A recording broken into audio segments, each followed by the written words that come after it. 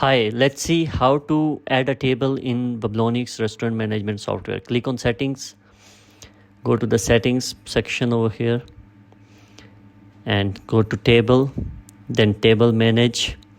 Now Table section, Add. Now name something like Outside. Now Outside Area, Save and Add Table. Now name the table. Let's suppose O01. Now number of seat is 1. Save. The table is added. Now let's add another table. Click on Add.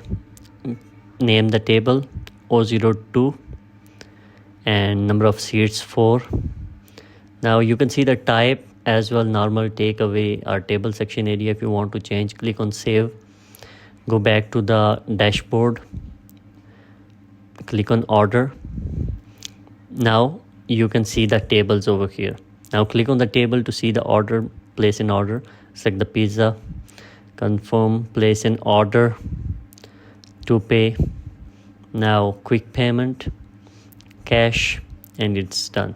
It's that simple. Thank you.